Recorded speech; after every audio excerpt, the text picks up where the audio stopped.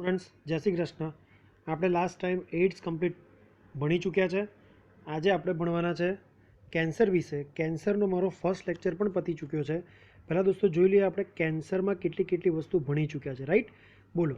પહેલું, કેન્સરમાં શું ભણ્યા છે? તો કે કેન્સરની પ્રસ્તાવના બહુ જ સરસ રીતે કીધેલું કે વર્લ્ડમાં કેટલા લોકોને કેન્સર છે, યુએસમાં કેટલા લોકોને કેન્સર છે, વિકસિત દેશોમાં વિકાસશીલ દેશો કરતાં વધારે કેન્સર થાય છે. કમ્પ્લીટ મેં તમને હિસ્ટ્રી કહી ચૂક્યો. તો ભારતમાં મિલિયન લોકો આ રોગથી પીડાય છે, કેટલા બધા લોકો મૃત્યુ પામે છે. રાઈટ. એના પછી આપણે શું ભણ્યા હતા? તો કે કેન્સર એ છે શું? રાઈટ. એનો અર્થ કે કેન્સર એક પ્રકારની ગાંઠ છે, તો ગાંઠ કેવી રીતે બને એનું આખું મેં ડિસ્ક્રિપ્શન આપ્યું હતું. ઓકે. એના પછી કેન્સર જો થાય તો એ કેમ થયું હોય, એટલે એનો અર્થ કે કેન્સર થવા માટેના કારણો કયા એ આપણે ભણ્યા હતા. રાઈટ. એના પછી કેન્સરનો આખો મિકેનિઝમ શું છે. રાઈટ. મિકેનિઝમ એનો અર્થ કે મેં તમને કીધેલું કે બે પેલા હીરો હોય દરેક કોષમાં. જ્યાં લગીને એ બે હીરો હોય, હીરો ઇટ મીન્સ બે જનીનો. મેં તમને કીધેલા કે આપણા આ ટોપિકના બે સૌથી બેસ્ટ જનીનો હતા. એક હતું પ્રોટોઅન્કોજીન અને બીજું હતું ટ્યુમર સપ્રેસર જીન. અને આ બે જનીન જ્યાં લગીને કોષમાં કમ્પ્લીટ એક્ટિવ રહે, કામ કરવાને લાયક રહે, ત્યાં લગીને કોઈ દુનિયાની તાકાત નથી કે કોષને કેન્સરગ્રસ્ત કોષમાં ફેરવી શકે. મેં લાસ્ટ લેક્ચરમાં કીધેલું. પણ આ તમાકુથી લઈને બીજા બધા કેન્સરના કારકો, કેન્સર કરવા માટે જવાબદાર કારણો જો આવે બોડીમાં અને આ કોષના બે જનીનો બે હીરોને બગાડી નાખે, તો બે હીરો હવે ઇનએક્ટિવ થઈ ગયા, કાં તો કંઈક અલગ ફોર્મમાં ફેરવાઈ ગયા, જેથી હવે એ કામ કરવાને લાયક નથી રહ્યા. તો દોસ્તો, હવે દુનિયાની કોઈ તાકાત નથી કે આ કોષને કેન્સર થવાથી રોકી શકે. એવું મેં કીધેલું. તો કેન્સરનો મિકેનિઝમ શું, એક્ઝેક્ટલી એના પાછળના કારણ કયા, એના પાછળની પ્રોસેસ કઈ, એ આખી કીધેલી. Right friends. એના પછી કીધું કે કેન્સર કોષના ગુણધર્મો કયા, એટલે કેન્સર કોષના અમુક કેરેક્ટર કયા કે જેથી ઓળખી શકે કે હા કેન્સર, હા આ કોષ આ પ્રકારના કેરેક્ટર સીન કરે છે. એનો અર્થ કે આની અંદર કોષરસ, કોષ કેન્દ્ર, કોષરસ પટલ આ પ્રકારનું થઈ ગયું, આની અંદર જનીન આ પ્રકારનું થઈ ગયું. That's it. It's called cancer and cancerous cell. બરાબર. એના પછી કેન્સરમાં નોર્મલ ચિહ્નો કયા કયા પ્રકારના હોય, અને છેલ્લા કીધું હતું કે 100 કરતાં વધારે પ્રકારના કેન્સર મનુષ્યને થાય છે.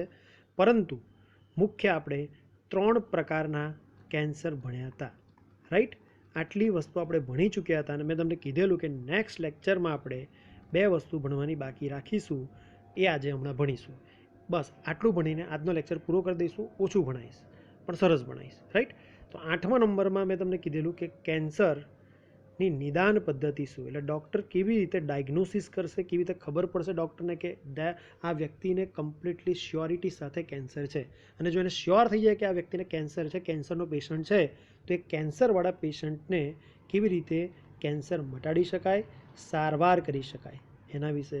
તો દોસ્તો, મેં તમને કીધું કેન્સરમાં પીએચડી કરાવી દઉં, નીટ લેવલ પર કેન્સર ભણવું હોય તો દોસ્તો કેટલી વસ્તુ ભણવાની છે? નીટ લેવલ પર કેન્સરની 9 વસ્તુ ભણવાની છે. રાઈટ. એ 9 વસ્તુમાંથી 7 વસ્તુ ભણી ચૂક્યા છે. આજે હવે 2 વસ્તુ ભણીએ. તો ચાલો, લેટ સ્ટાર્ટ. કેન્સરનું નિદાન અને પછી કેન્સરની સારવાર, એટલે લેક્ચર પૂરો. જો દોસ્તો, મને બહુ સારી રીતે ટાઈપ કરવાનો કે કોમ્પ્યુટરમાં લખવાનો સમય મળ્યો નથી. એટલે ફટાફટ તમારો ટાઈમ ના બગડે એટલે લેક્ચર તો આજે લેવો તો જ. એટલે એ રીતે લો કે આ રીતે લો, કોઈ ફરક પડતો નથી. હા, પ્રેઝન્ટેશનમાં થોડુંક પરફેક્શન દેખાય, પણ કોઈ ફરક નહીં દોસ્તો. પરફેક્શન દેખાય ના દેખાય, જે ભણાવવાની સ્ટાઇલ છે એ તો 100% મારા એફર્ટની હશે જ. રાઈટ. 100% હું નાખી દઈશ ભણાવવામાં. સાંભળી લો. કેન્સરની નિદાન પદ્ધતિ અલગ અલગ લોટ્સ ઓફ પદ્ધતિ શોધી છે કેન્સર થાય તો એનું નિદાન કરવાની. એક વાત કહી દઉં, આજ પછી આ ચેપ્ટરમાં નિદાન એટલે ડાયગ્નોસિસ. ઘણી બધી વાર વર્ડ બોલીશ, ડાયગ્નોસિસ. ડાયગ્નોસિસનો અર્થ થાય નિદાન. કોઈ રોગનું નિદાન કરવું, કોઈ રોગ છે કે નહીં એ ચેક કરવાની પદ્ધતિ ડાયગ્નોસિસ અથવા નિદાન કહેવાય. રાઈટ. ચાલો, નોટ ડાઉન કરતા રહેજો મારી સાથે. પહેલું દાક્તરી તપાસ એટલે ક્લિનિકલ એક્ઝામિનેશન. એન્ડોસ્કોપી. દાક્તરી તપાસ એટલે બહુ દેશી ગુજરાતી વર્ડ કહું તો દાક્તર જે ચેક કરે એને દાક્તરી તપાસ કહેવાય. રાઈટ. એટલે ડૉક્ટર જે તપાસ છે પહેલી પદ્ધતિ, સૌથી સિમ્પલ પદ્ધતિ, એને કહીશું ક્લિનિકલ એક્ઝામિનેશન. ડૉક્ટર વડે ચેક થતું એક્ઝામિનેશન. ચાલો, એમાં પહેલી એકચ્યુઅલી બધું ડૉક્ટર વડે ચેક થાય, પણ હવે અહીંયા પદ્ધતિનું નામ આવું આપ્યું છે તો આવું સ્વીકારીએ. તો પહેલી હું પદ્ધતિ કહીશ એમાં એન્ડોસ્કોપી. શું દોસ્તો? એન્ડોસ્કોપી. ચાલો, એન્ડોસ્કોપી સૌથી સામાન્ય ડૉક્ટર વડે ચેક થતી પદ્ધતિ છે. પાચન માર્ગનું કેન્સર હોય તો ચેક થઈ શકે. કેવી રીતે હું બતાવું. ચાલો, માન લો કે પાચન માર્ગના કોઈક ભાગમાં, લાઈક જઠરમાં કોઈક ગાંઠ છે, રાઈટ. તો અહીંયા પર મેં બતાવ્યું છે રીતે જો જઠરમાં ગાંઠ હોય, કોઈ વ્યક્તિને દુખતું હોય સતત ઘણા દિવસથી અને બતાવવા આવે, તો માન લો કે આ જગ્યાએ ગાંઠ છે, રાઈટ. તો આ જગ્યાએ ગાંઠ હોય તો ડૉક્ટર એને પહેલાં તો થોડોક સમય બેભાન કરશે અને એની અંદર આ પ્રકારની એક નળી નાખશે. આ નળી અંદર જાય અને જે જગ્યાએ આખી નળી ચેક કરતી જાય, અંદર કેમેરો હોય અને અંદર ચેક ફુવારા સિસ્ટમ પણ હોય, એટલે થોડુંક પાણી નાખી શકાય અને જે તે જગ્યા સાફ કરી શકાય એવી સિસ્ટમ હોય. નળીને જો નળી સાંકડી હોય તેને પહોળી કરવા માટે અંદર વેક્યુમ સિસ્ટમ પણ હોય, હવા પણ ભરી શકાય પાણીથી, એ જે તે વસ્તુ સાફ પણ કરી શકાય. અંદર લાઇટ બી હોય, ખ્યાલ આવે, જેથી ફોકસ કરી શકાય અને કેમેરો પણ હોય જેથી ફોટોગ્રાફ્સ લઈ શકાય અને કોમ્પ્યુટર સ્ક્રીનમાં એને જોઈ શકાય. તો જેમ જેમ નળી અંદર જાય એની અંદર જે કેમેરો હોય નળીમાં, એ કેમેરો નળીની બહાર વાયર સાથે જોઈન્ટ હોય કોમ્પ્યુટર સ્ક્રીન, રાઈટ દોસ્તો. તો જે કોમ્પ્યુટર સ્ક્રીન જોઈન્ટ હોય ને, એ કોમ્પ્યુટર સ્ક્રીનમાં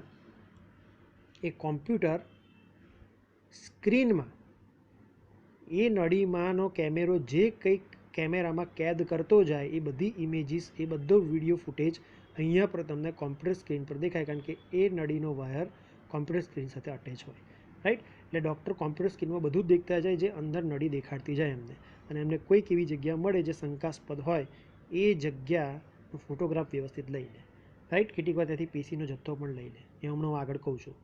ઓકે, તો અહીંયા પર અત્યારે આપણે એ જ હતું કે નળી નાખીને ચેક કરવું, આને કહેવાય એન્ડોસ્કોપી. પાચન માર્ગમાં નળી નાખીને પાચન માર્ગમાં કેન્સર છે કે નહીં એની ચેક કરવાની પદ્ધતિ, પાચન માર્ગને તપાસવાની પદ્ધતિ, એને શું કહેવાય?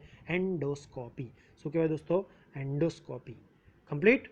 चलिए आगे बढ़ते हैं. બીજી તપાસ દેખાય છે એક્ઝેક્ટ. મેં હમણાં કીધું હતું કે ફુવારા સિસ્ટમમાં જોઈ લો, અહીં દેખાય છે આખી નળી નાખો તો ફુવારાથી જે તે વસ્તુ સાફ થઈ જાય, કેમેરો હોય જેથી જે તે વસ્તુને ઇમેજમાં લઈ શકાય. ચાલો, બીજી છે હિસ્ટોલોજીકલ એક્ઝામિનેશન, એટલે પેશી વિદ્યાકીય કસોટી. કશું નહીં દોસ્તો, હમણાં થોડી વાર પહેલાં હું બોલી જ ગયો હતો. યાદ છે હમણાં હું બોલ્યો હતો? યાદ કરો શું બોલ્યો હતો હમણાં? કે માન લો કે ડૉક્ટરને કોઈક શંકા ગઈ કે આ જગ્યાએ ગાંઠ છે, તો એ જગ્યાએથી થોડોક પેશીનો જથ્થો લઈ લે. એન્ડોસ્કોપીમાં સોય જેવી સિસ્ટમ હોય જે સક કરી લે, જે તે પેશીનો જથ્થો એ શોષી લે અને પછી નળી જ્યારે ડૉક્ટર બહાર કાઢી લે તો બહાર કાઢીને નળીમાં એ જે પીસીનો જથ્થો આવ્યો હોય એને માઇક્રોસ્કોપમાં ડૉક્ટર એક્ઝામાઇન કરે, ચેક કરે કે એ પીસીનો જથ્થો નોર્મલ છે કે અબનોર્મલ છે, નાનો છે કે મોટો છે. જો અનિયમિત મોટો જથ્થો હોય તો that means it is a cancer. ખ્યાલ આવ્યો? તો બોડીમાંથી કોઈ પણ જગ્યા, એવું નહીં કે અહીંયા દોસ્તો, બોડીની કોઈ પણ જગ્યાએથી અમુક પેશીનો જથ્થો એબ્ઝોર્બ કરવામાં આવે, સક કરવામાં આવે, સોયમાં લેવામાં આવે અને સોય વડે જે તે પાર્ટમાં લઈને એને માઇક્રોસ્કોપમાં, એને ક્યાં દોસ્તો? માઇક્રોસ્કોપમાં ચેક કરવામાં આવે, તપાસવામાં આવે, તો આ પદ્ધતિને બાયોપ્સી કહેવાય. યાદ રાખજો, આજ પછી ગમે તે વસ્તુમાં ડૉક્ટર એવું કહે કે અમે કોઈક આ જગ્યા છે બોડીમાં જે શંકાસ્પદ જગ્યા છે ત્યાંથી અમે થોડોક પીસીનો કે કોષોનો જથ્થો લઈ લીધો છે અને હવે અમે ચેક કરવા આપીએ છીએ લેબમાં, તમને રિપોર્ટ આ દિવસે મળી જશે. દેટ મીન્સ 100 બાત કી એક બાત. લાંબી ચોડી વાત ના કહું તો આ બધી વસ્તુને એક શબ્દમાં એક્સપ્રેસ કરવું હોય તો બાયોપ્સી કહેવાય. ડાયરેક્ટ કહી દો, ડૉક્ટર કહેશે બાયોપ્સી કરાવડાય, તમે બીજાને કહેશો આ ભાઈને બાયોપ્સી કરાવડાય. બાયોપ્સી એટલે સામેવાળું સમજી જ જાય, જાણકાર હોય તો. બાયોપ્સી એટલે કંઈક ડૉક્ટરે પેશીનો જથ્થો લીધો હશે અને ચેક કરવા આપ્યો છે. બરાબર દોસ્તો? આવડશે તો વાંચો. આ ટેસ્ટમાં સંભવિત પેશીનો એટલે શંકાસ્પદ પેશીનો અમુક ભાગ, અમુક ટુકડો લેવામાં આવે અને તેને અભિરંજિત કરી પેથોલોજિસ્ટ વડે સૂક્ષ્મદર્શક યંત્રમાં ચેક કરવામાં આવે, માઇક્રોસ્કોપમાં. બરાબર? અને પછી રિપોર્ટ આપે જે તે વસ્તુનો કે it is a positive or negative. Okay, હા. પણ દોસ્તો, જો ગર્ભાશયનો આ ભાગ, તમને ભણેલા જ છો પ્રજનન તંત્ર, આ જે ગર્ભાશયનો ભાગ છે દોસ્તો, તો ગર્ભાશયનો આ સાંકડો ભાગ, કયો દોસ્તો? આ સાંકડો ભાગ. તો ગર્ભાશયનો આજે આટલું હું બતાવું છું દોસ્તો, આ સાંકડો ભાગ જેને કહેવાય સર્વિક્સ અથવા ગર્ભાશયનું મુખ. ગર્ભાશયનું મુખ અથવા સર્વિક્સ. બસ ત્યાંથી કોઈ પેશીનો જથ્થો ઉઠાવવામાં આવે તો એને કહેવાય પેપ્સમિયર. It is a one type of biopsy. બોડીમાં કોઈ પણ જગ્યાએથી જથ્થો લીધો અને ચેક કર્યું, એને મેં કીધું બાયોપ્સી. તો આ પણ એક પ્રકારની બાયોપ્સી જ છે, પણ એને એક સ્પેશિયલ નામ આપ્યું છે પેપ્સમિયર. યાદ રાખજો, પૂછાય છે ઘણી બધી વાર. What is પેપ્સમિયર? It is a one type of biopsy. ખબર પડી? અને આમાં પેશીનો જથ્થો ક્યાંથી લેવામાં આવે? ગર્ભાશયના મુખ સર્વિક્સવાળા વિસ્તારમાંથી, પાર્ટમાંથી. થઈ ગયું? ચાલો દોસ્તો, તો એક દાક્તરી તપાસ પતિ, બીજી પેશી વિદ્યાકીય કસોટી પતિ. ત્રીજી કેન્સર નિદાન પદ્ધતિ છે વિકિરણીય પદ્ધતિ, રેડિયેશન ટેકનિક. આ બહુ ખતરનાક છે, બહુ એક્સપર્ટ વ્યક્તિ કરે તો જ સારું. લાઈક બહુ સિમ્પલ, તમે ઘણીવાર કોઈક હાડકું કે એ તે તૂટ્યું હોય તો એનો એક્સરે કઢાવો છો. હવે એક્સરેમાં શું મિકેનિઝમ છે થોડી ઘણી હું ચર્ચા કરું, ડિટેલમાં તો અત્યારે નથી કરતો. જોજો એક્સરેમાં શું મિકેનિઝમ હોય. કે માની લો કે જે વ્યક્તિનો એક્સરે પાડવાનો હોય ને, એ પેશન્ટને આપણે આ જગ્યાએ ઊભો રાખીએ વચ્ચોવચ્ચ. અહીંયા આ લાઇટ સોર્સ છે, જ્યાંથી એક્સરેનો લાઇટ સોર્સ, એટલે એક્સરે કિરણ અહીંથી નીકળશે. એટલે એક્સરે કિરણ અહીંથી નીકળ્યા.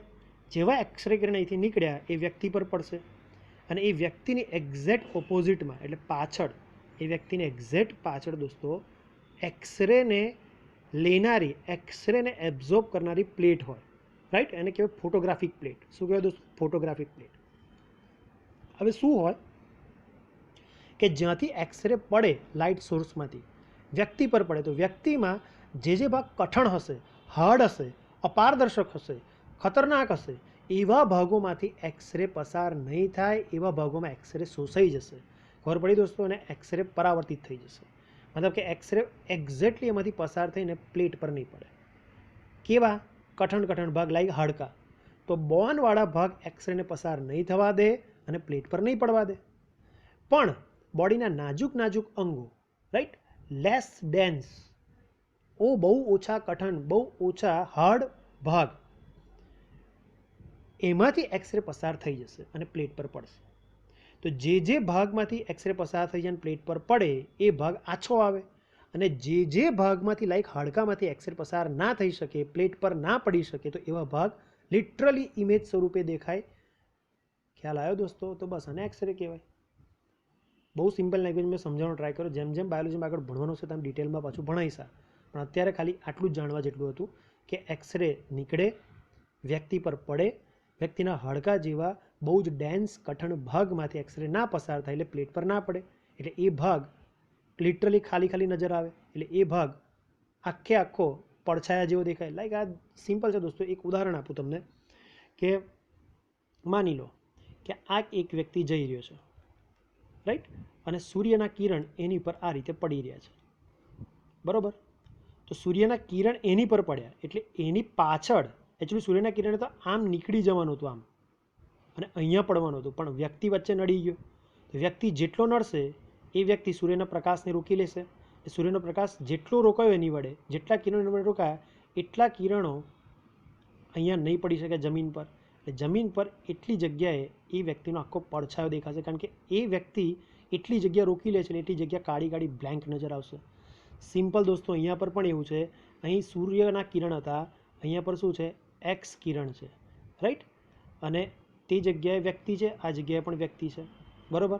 તો સૂર્યના કિરણ વચ્ચે આવતા તે રીતે અહીંયા પર કહું છું એક્સરેના કિરણ વચ્ચે આવશે, પણ એક્સરેના કિરણ આખા વ્યક્તિ ના રોકી લે. વ્યક્તિનો કઠણ ભાગ, હાડકા જેવા ભાગ જ એક્સરે કિરણને ના જવા દે, તો એક્સરેનો પડછાયો પડશે. હાડકાનો પ્લેટ ઉપર પડછાયો પડશે, એટલે આ પ્લેટ છે એવું માન લો. તો ફોટોગ્રાફિક પ્લેટ ઉપર હાડકા એક્સરે ના પસાર થવા થાય, હાડકાના શું પડશે? પડછાયો. પણ જે નાજુક અંગો છે એ તો એક્સરેને આખા પસાર થવા દેશે, તો એ તો સીધા પ્લેટ પર પડશે, એટલે એમાં કોઈ પડછાયો બને નહીં.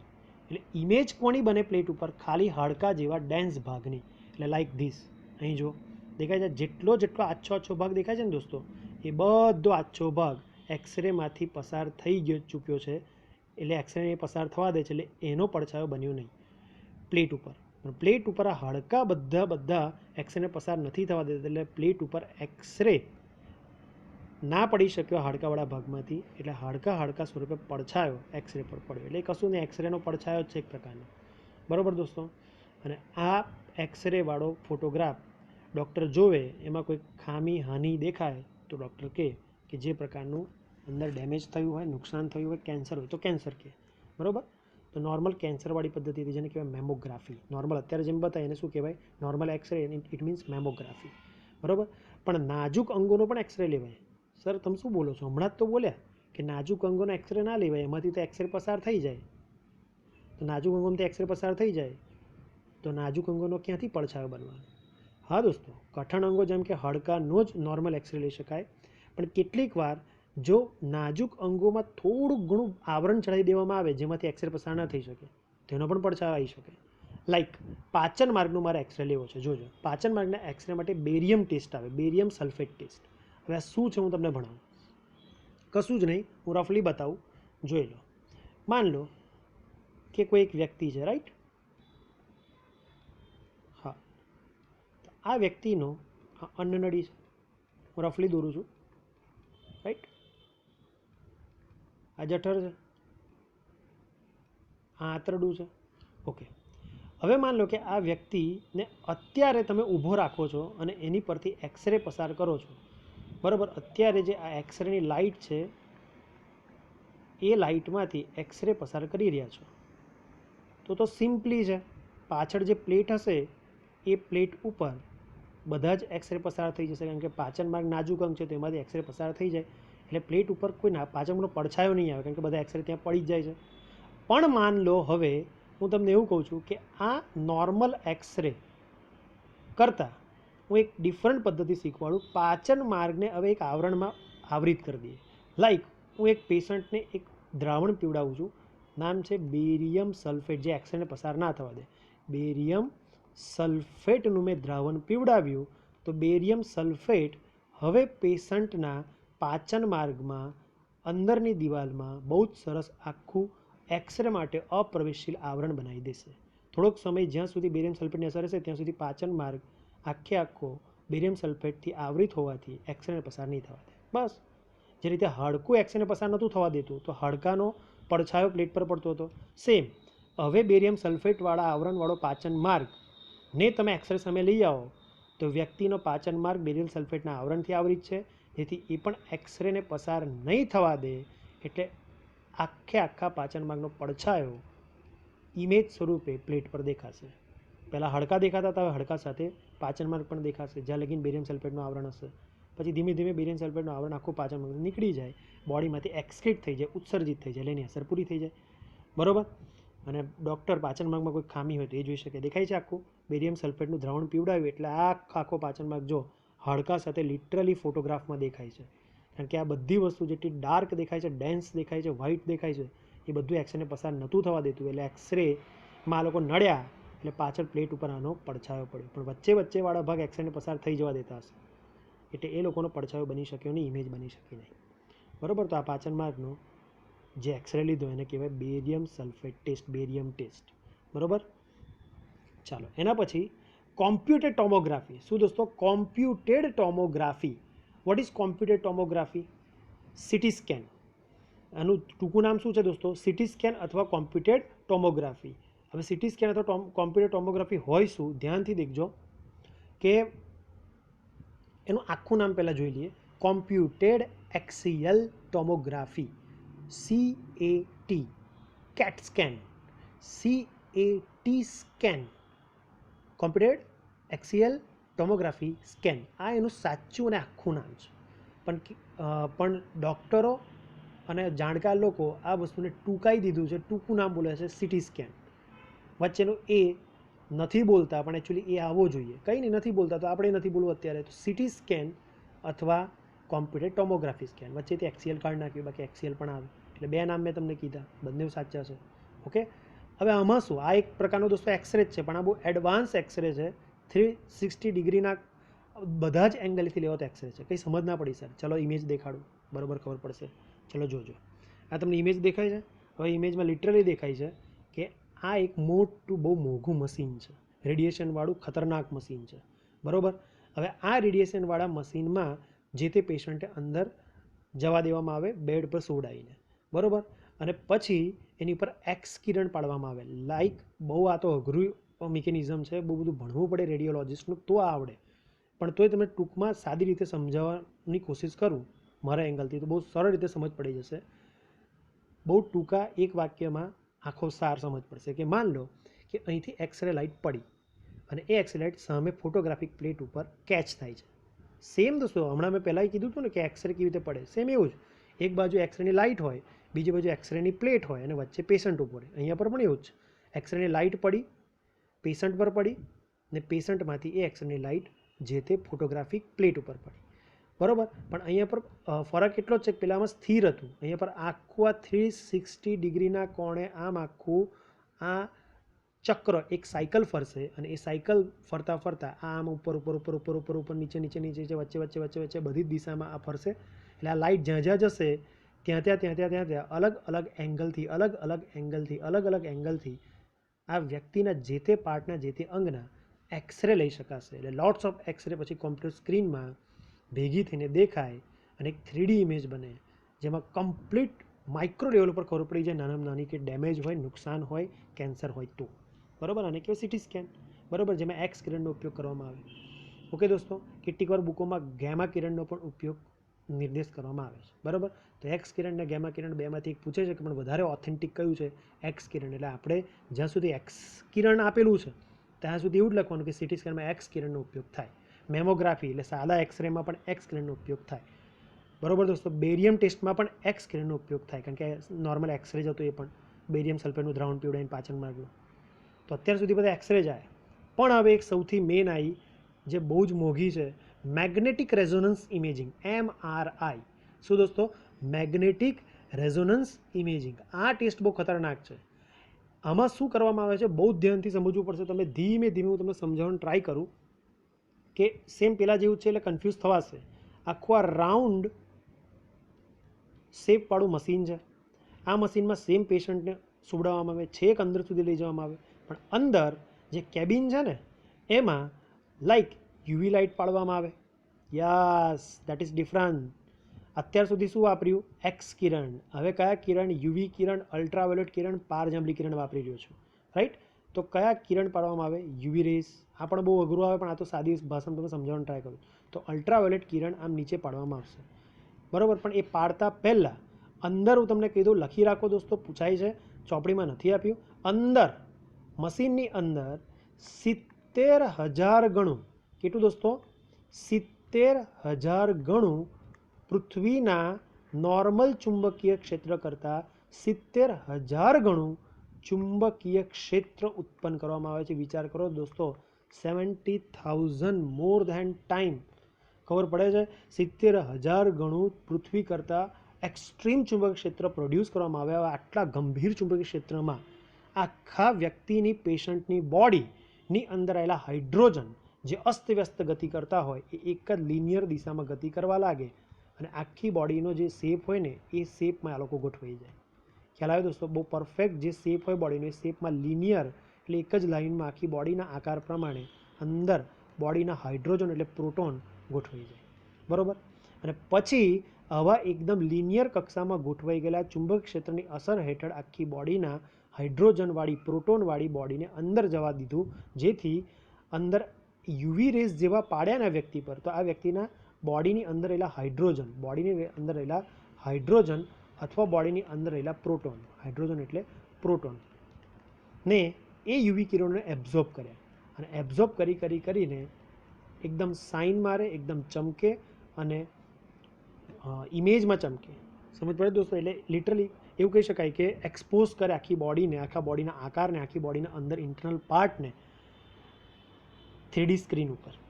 બરાબર, આ જે કંઈ અહીંયા થઈ રહ્યું છે એ સામે બેઠેલા ડૉક્ટરના કોમ્પ્યુટર સ્ક્રીન પર દેખાય કે અંદર કેવી રીતે કઈ જગ્યાએ નાનામાં નાની વસ્તુ અવ્યવસ્થિત થઈ રહી છે. બરાબર દોસ્તો, ફરી એકવાર કહી દઉં, ચાલો ફટાફટ બોલો. મેં શું કીધું દોસ્તો કે આ એક રાઉન્ડ છે. બરાબર, આ રાઉન્ડ મશીનમાં વ્યક્તિને અંદર જવા દેવામાં આવે. બરાબર, તો પેશન્ટ અંદર છે. હવે બોલો, પેશન્ટ અંદર જતો રહ્યો. હવે શું કરવામાં આવે છે કે અંદર 70,000 ગણું ચુંબકીય ક્ષેત્ર પ્રોડ્યુસ કર્યું. આટલું ડેન્જર ચુંબકીય ક્ષેત્ર પ્રોડ્યુસ કરો પૃથ્વીના ચુંબકીય ક્ષેત્ર કરતાં, તો અંદર બોડીમાં, પેશન્ટની બોડીમાં જેટલા હાઇડ્રોજન હોય એ બધા હાઇડ્રોજન જે અસ્તવ્યસ્ત ગતિ કરતા હોય એ એક લાઇનમાં આવી જાય,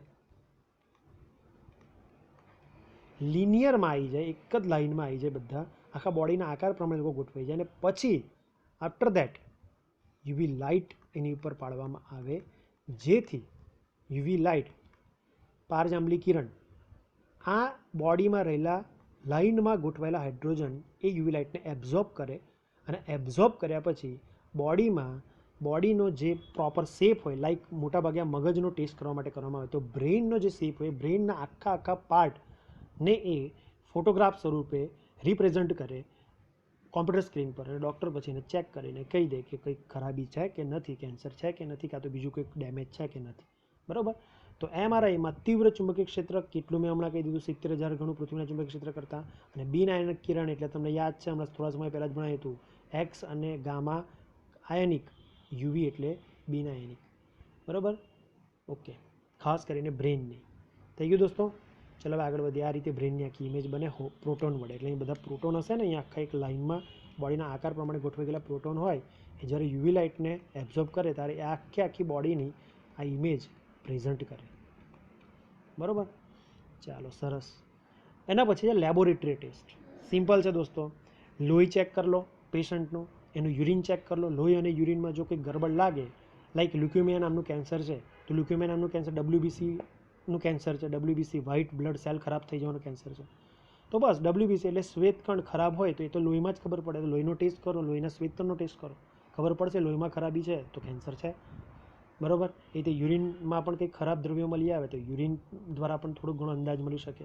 તો એ છે લેબોરેટરી ટેસ્ટ, જે નોર્મલ નાના રોગ માટે પણ કરવામાં આવતી હોય, લોહી અને પેશાબની ટેસ્ટ. ઓકે. એના પછી છે એન્ટીજન સામે એન્ટીબોડી ટેસ્ટ. આ થોડો કિસ્સો અઘરો છે દોસ્તો, પણ કંઈ નહીં, તમને થોડું સમજાવવાનો ટ્રાય કરું, કારણ કે આ ડિટેલમાં આપણે આવશે, હવે ભણવાનું છે એન્ટીજન એન્ટીબોડી વિશે. પણ થોડુંક એડ્સમાં મેં ભણાવેલું કે એન્ટીજન એટલે બહારની વસ્તુ અને એન્ટીબોડી એટલે બહારની વસ્તુને મારવા માટે આપણી અંદર બનતી વસ્તુ. ચાલો ફરી એકવાર કહી દઉં. બોલો. આ બોડી છે, રાઈટ. આ બોડીની અંદર માન લો કે કોઈ ખરાબ વસ્તુ આવી ગઈ. ખરાબ વસ્તુ ઇન ધ સેન્સ કે એન્ટીજન આવી ગયો, આ બેક્ટેરિયા આવી ગયો કે વાયરસ આવી ગયો, જે અંદર જઈને નુકસાન કરશે. ઇટ મીન્સ આ એન્ટીજન.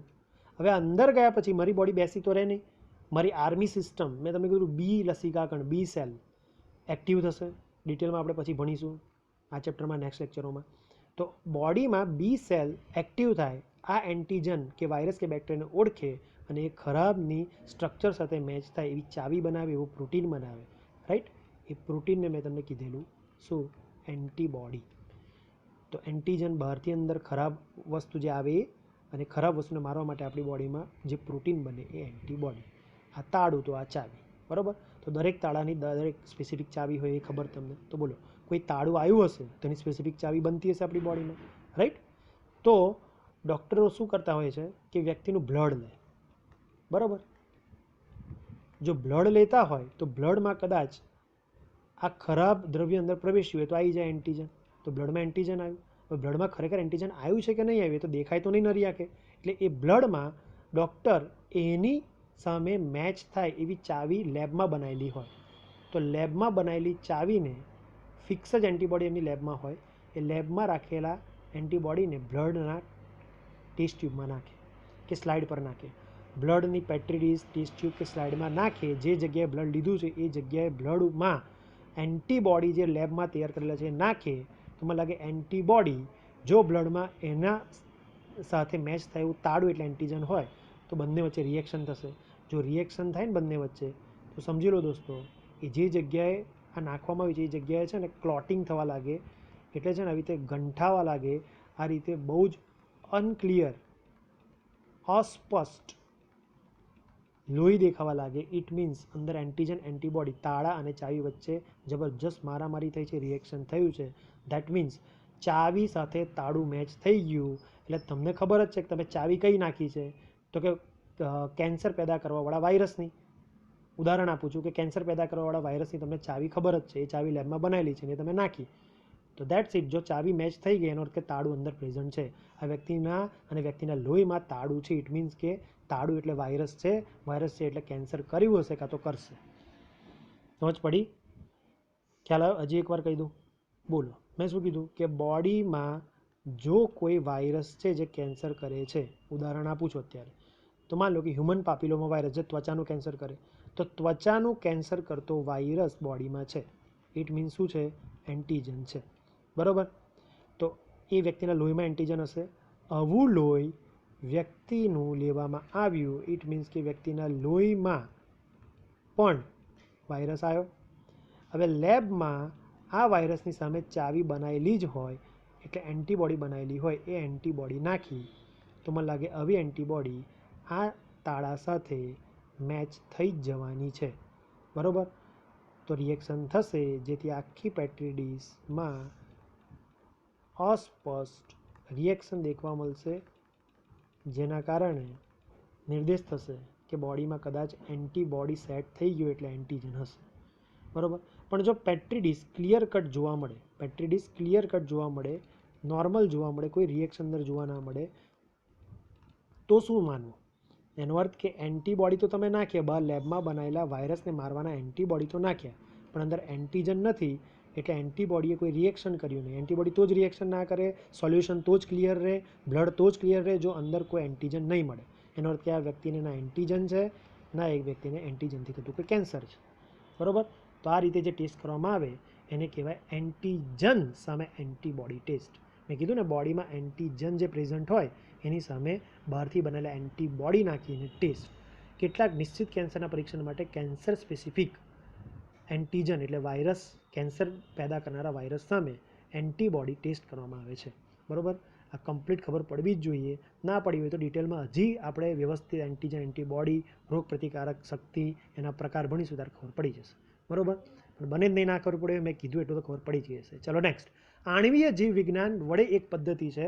માન લો કે મેં તમને કીધું કે દુનિયામાં 5%, લાસ્ટ લેક્ચરમાં કીધું હતું કે 5% કેન્સર જીનેટિક્સ છે, મધર ફાધર તરફથી મળે, વારસામાં મળે. બાકીના 95% કારણ કેન્સર થવાના આ દુનિયાના પર્યાવરણીય કારકો છે, એન્વાયરમેન્ટલ ફેક્ટર્સ, આપણી લાઇફસ્ટાઈલ છે, આપણે કેવા દ્રવ્યના એક્સપોઝમાં આવીએ છીએ, સંપર્કમાં આવીએ છીએ, તો આપણને કેન્સર થઈ શકે. 95% કારણ બહારના છે, ખાલી 5% કારણ આપણા જનીનો મા બાપ તરફથી મળેના છે.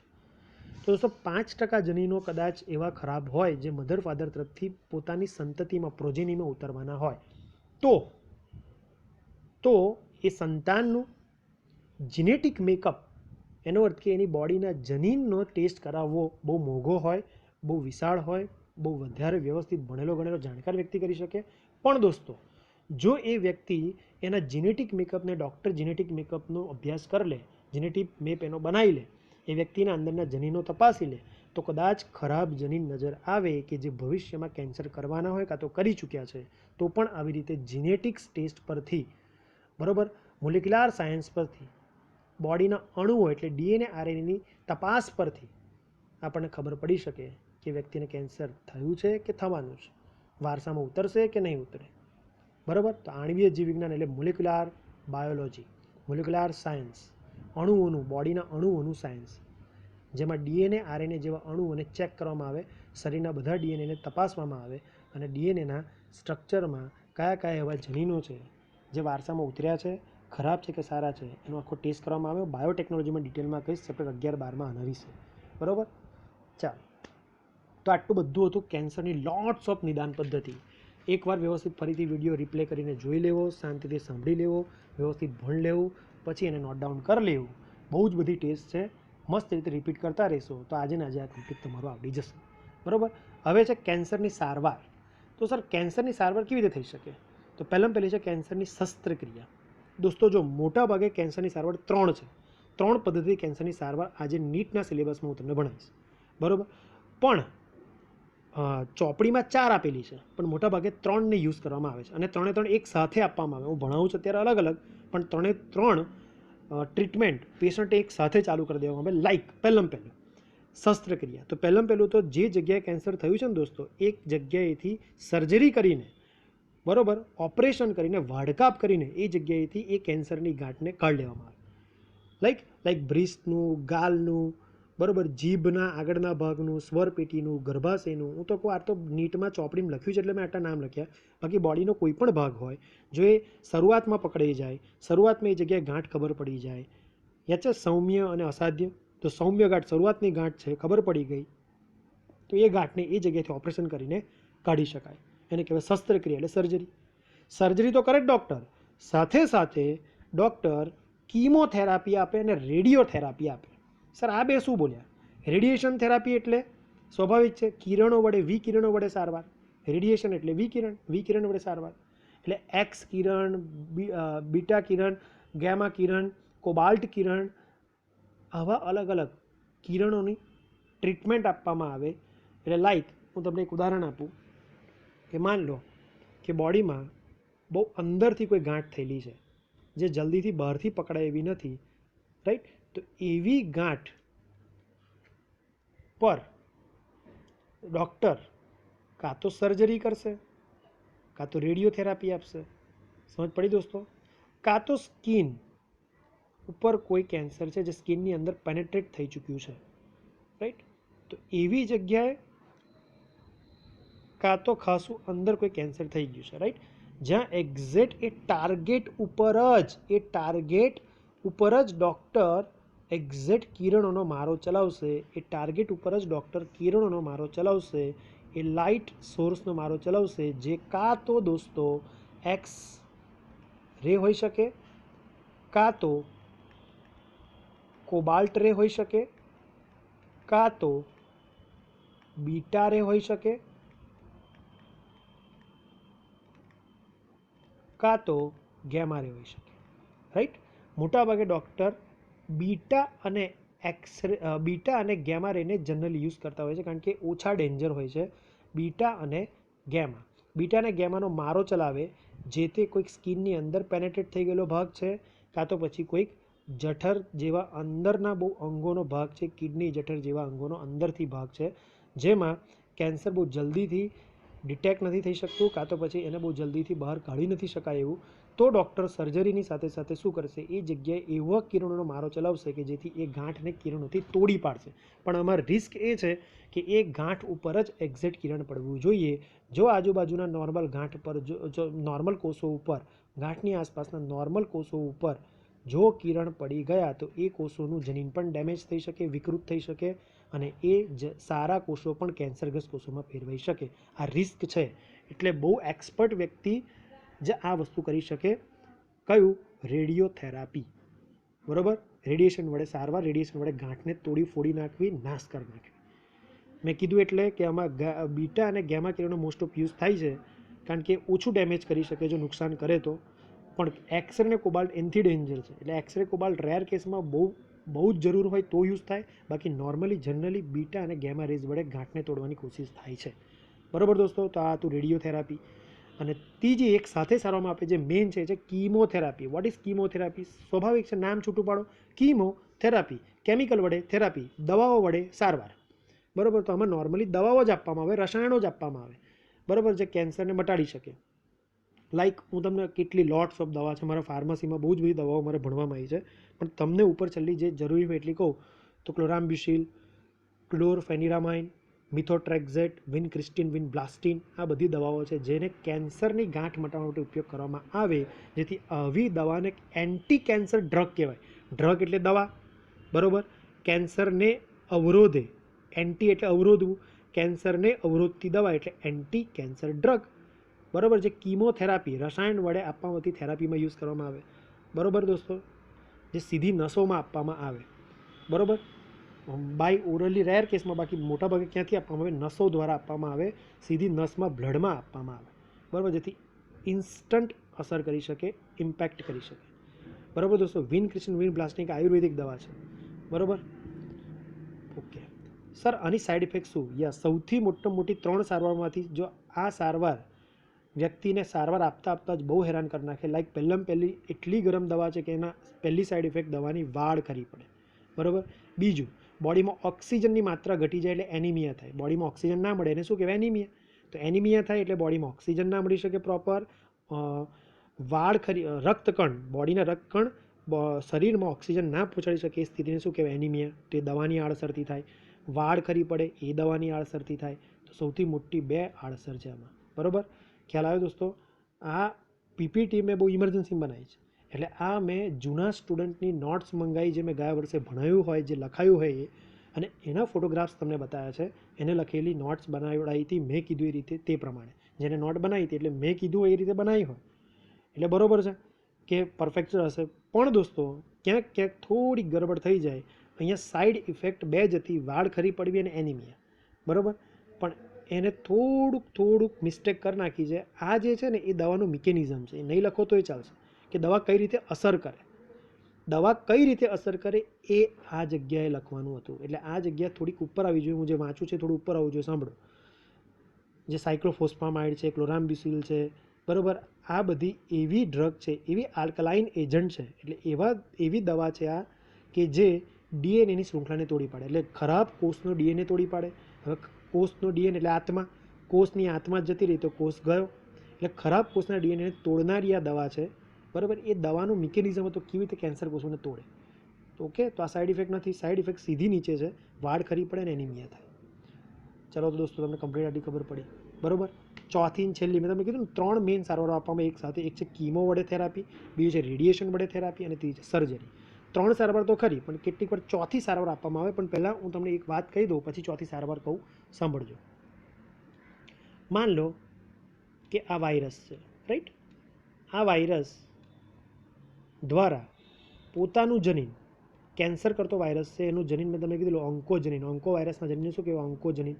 તો ઓન્કોજીન એક સાદા સિમ્પલ નોર્મલ કોષ, આ નોર્મલ આપણો સામાન્ય કોષ છે, રાઈટ. તો આ સામાન્ય કોષની આસપાસ બીજા બધા પણ સામાન્ય કોષો છે, જોઈ લો. આખો મિકેનિઝમ જોઈ લો. હમણાં પલભરમાં તમને ખબર પડી જશે. આ પણ વસ્તુ ડિટેલમાં હજી ભણવામાં આવશે ચેપ્ટરમાં, પણ અત્યારે ઉપર છેલ્લી કહી દઉં જેટલું આને લગતું છે. તો માન લો કે આ કેવા કોષો છે દોસ્તો? સામાન્ય કોષો. બધા જ જેટલા 6 કોષો દોર્યા ને, 6 કે 7 કોષો દોર્યા, બધા સામાન્ય છે. કોઈ બોડીમાં એક જગ્યા બતાવું છું, બરાબર. હવે માન લો કે આ વાયરસ આવ્યો અને એને પોતાનું જનીન આમાં દાખલ કર્યું, બરાબર. હવે આ એનું જનીન દાખલ કર્યું, એ જનીને કોષમાં બેઠા બેઠા ખાઈ પીને સ્વયં જનન કર્યું, એટલે ડબલ જનીનો થયા એના. એ જનીન ઉપર એની એસેમ્બલી બની, બોડી બની, એટલે નવા વાયરસ પેદા થયા. અને આ વાયરસે આ કોષમાં દશા બગાડ નાખી દોસ્તો. કોષ બિચારો હેરાન થઈ ગયો છે. એટલે આ કોષ હવે કેન્સર કોષોમાં ફેરવાઈ ગયો.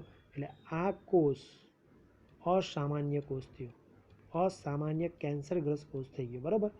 હવે આ કોષ તો ગયો, પણ બાકીના બધા કોષ સારા છે.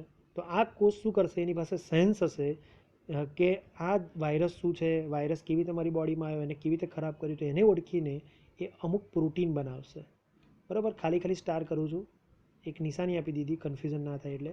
તો આ સ્ટારવાળા મેં એક નિશાની કરેલા પ્રોટીન બનાવ્યા આ કોષે, બરાબર. તો આ સ્ટારવાળા જે પ્રોટીન બનાવ્યા એ છે ઇન્ટરફેરોન. શું છે દોસ્તો? ઇન્ટરફેરોન નામના પ્રોટીન છે, બરાબર. તો ઇન્ટરફેરોન નામના પ્રોટીન બનાવ્યા આ કોષે, જે વાયરસની બોડી સાથે મેચ થાય અને મારવા માટે જવાબદાર. તો આ કોષ તો હવે ઓલરેડી ઇન્ફેક્ટેડ છે, ચેપગ્રસ્ત છે, એ તો મરી જશે બચારો. તો આ કોષ તો મરી ગયો. પણ જ્યારે કોષ મરે ત્યારે એનામાંથી નવા વાયરસ બહાર નીકળે. તો ચલો, આ નવા વાયરસ બહાર નીકળ્યા. આ નવા વાયરસ બોલો દોસ્તો, નોર્મલ કોષોને નુકસાન પહોંચાડે, સામાન્ય કોષોને નુકસાન પહોંચાડે.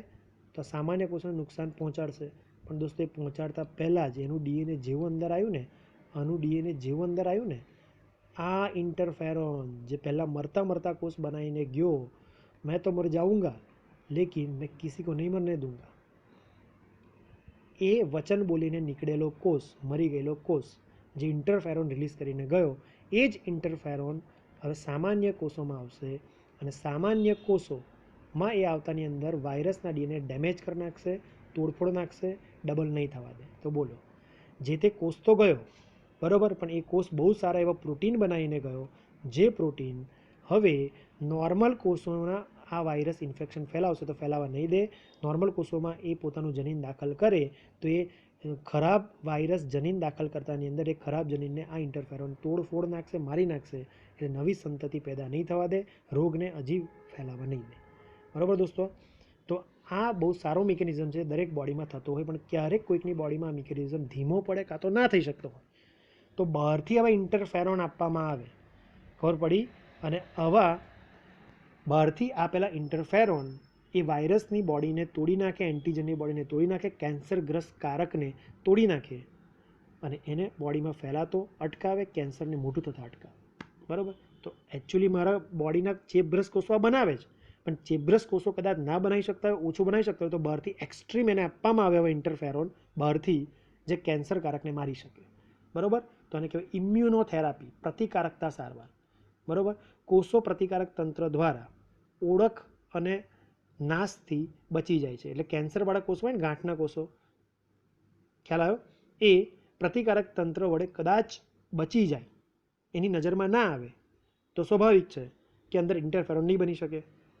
તો બહારથી કદાચ દર્દીને જૈવિક પ્રતિચાર આપવામાં આવે. એટલે મેં કીધું ને, બહારથી કોઈની બોડીમાં બનેલા ઇન્ટરફેરોન લેવામાં આવે અને એ ઇન્ટરફેરોનને આ પેશન્ટની અંદર નાખવામાં આવે. ખાસ કરીને આલ્ફા ઇન્ટરફેરોન, બહુ બધા અલગ અલગ ઇન્ટરફેરોન છે, જેમાં ખાસ છે આલ્ફા ઇન્ટરફેરોન. તો આલ્ફા ઇન્ટરફેરોન નામનું પ્રોટીન જે બોડીમાં ના બનતા, બહારથી કોઈ અલગ વ્યક્તિમાં, અલગ પ્રાણીમાં બનાવેલું ઇન્ટરફેરોન લેવામાં આવે અને આ વ્યક્તિને આપવામાં આવે. તો એ વ્યક્તિને ઇન્ટરફેરોન મળતા, ઇન્ટરફેરોન ગાંઠના કોષોને મારશે, ગાંઠના કોષો બનાવતા વાયરસ કાં તો ખરાબ દ્રવ્યને મારશે, એટલે ગાંઠ કે કેન્સરને આગળ વધવા દે નહીં. બરાબર દોસ્તો, બહુ જ કમ્પ્લીટ મેં તમને ભણાવ્યું કે કઈ કેન્સરની નિદાન હતી, લોટ્સ ઓફ નિદાન પદ્ધતિ હતી, અને પછી ભણાવ્યું કેન્સરની 4 સારવાર, જેમાંથી 3 મુખ્ય અને એક સાથે આપવામાં આવે, અને આ ચોથી જે ચોપડીમાં હતી, બુકમાં હતી, એટલે મેં તમને કીધી. બરાબર. બાકી આ ચોથી રેર કેસમાં, એક્સ્ટ્રીમ કેસમાં યુઝ થાય છે. બાકી 3 તો મેઇન થાય જ છે બધા કેન્સરમાં. ઓકે ફ્રેન્ડ્સ, તો મળીએ છીએ નેક્સ્ટ લેક્ચરમાં નવા રોગ સાથે.